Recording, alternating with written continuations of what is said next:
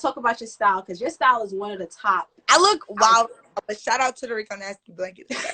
But even so, you know what I'm saying? This is an aesthetic right here. People are going to go wear hoodies, wear cheetah print bucket hats, and call it a thing because Rico Nasty did it. You feel me? So let's talk about your style. What inspires you to take those risks in a sense? Because, you know, it's not the typical sexy in a sense where you're showing boobs, you know, it's a bunch of ass. You're actually doing different color hair and different styles and different clothing and the makeup. Shout out to your makeup artist. Always having you looking super, super popping. Explain to me and basically just describe your style in a sense and how it is different and, you know, what makes it Rico Nasty style, basically. Well, I feel like I just dressed how I wanted to dress when I was broke. So I just bought all the stuff like that I had like a long ass wish list originally, like before and I just bought all this stuff.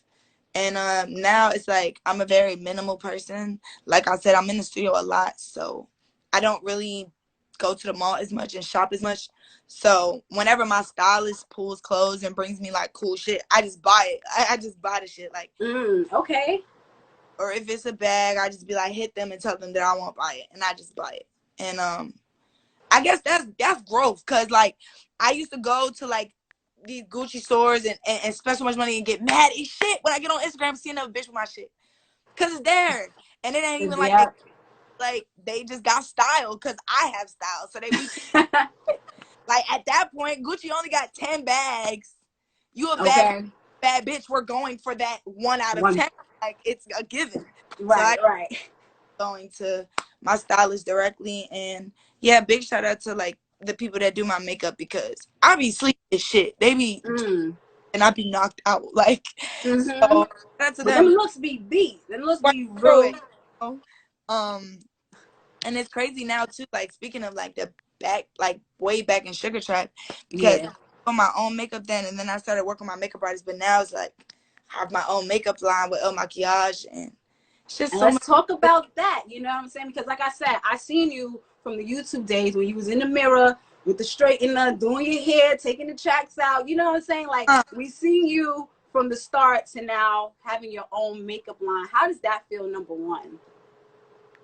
Well, it feels really good. I worked really hard, and I took a lot of time on making sure that it was right, because I had been seeing like so much shit going on in the makeup community. Like there's no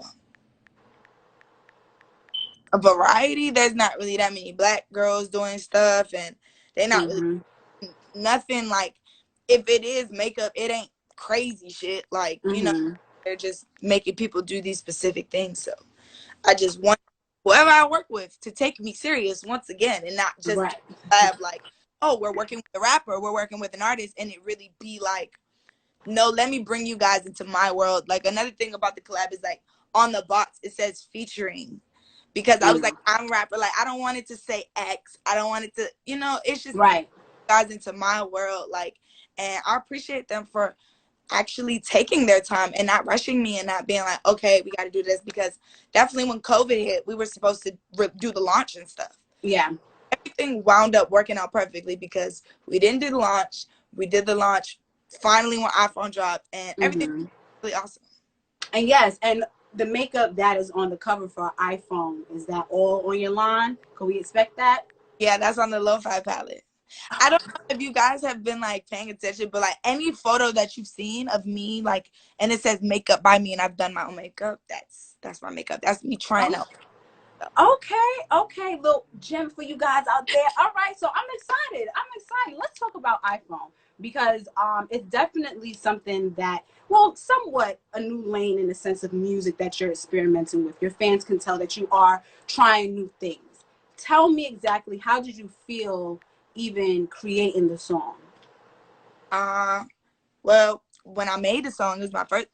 That's crazy too. Every time I make a song that's crazy, it's always my first time meeting that person. Like when I first met Kenny, I made Smack a Bitch. When I first meet them, I made fucking iPhone. So I went out to dinner with my A&R. And he was just like, you know, they're coming to the studio, which was crazy because we had talked about them a while ago. He put me onto them, and I was like, this shit is so hard. So the next time I came, they're coming to the studio.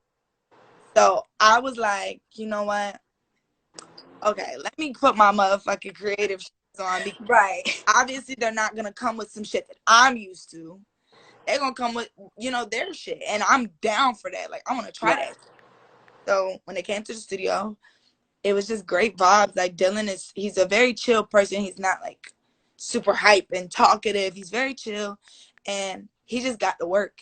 And I love about him that it wasn't really like no life story introduction. Hello, who are you? Where did you come from? Where were you know, what did, like, nothing. It was like, what type of sounds you going for? And I was like,